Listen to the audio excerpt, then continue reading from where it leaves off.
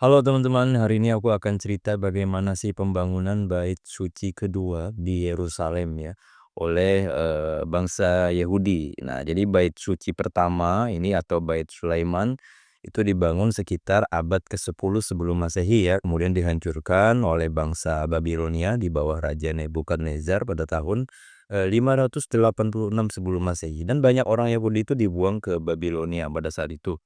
Kemudian setelah kembali dari, pembuangan di Babilonia ya, orang Yahudi itu membangun Bait Suci kedua sekitar tahun 536 sebelum Masehi, dan selesai pada tahun 515 sebelum Masehi, dan Nabi Hagai dan Zakaria itu berperan penting ya dalam mendorong penyelesaian pekerjaan ini.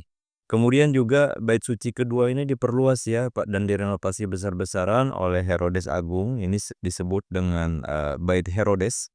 Dimulai sekitar tahun 19 sebelum Masehi, dan Bait Suci kedua termasuk perluasan Herodes tadi itu kemudian dihancurkan lagi oleh pasukan Romawi di bawah Kaisar Titus pada tahun 70 Masehi, dan sejak saat itu belum pernah dibangun kembali ya.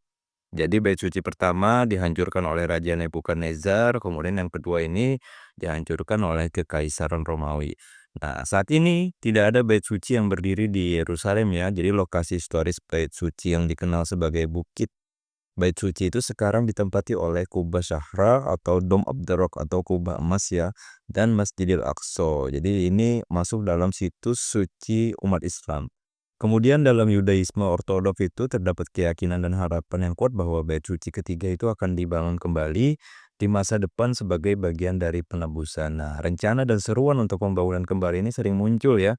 Namun pelaksanaannya itu diliputi oleh kontroversi, misteri, dan perdebatan, terutama karena sensitivitas agama dan politik terkait lokasi Bukit Bait Suci. Mudah-mudahan bermanfaat ya teman-teman.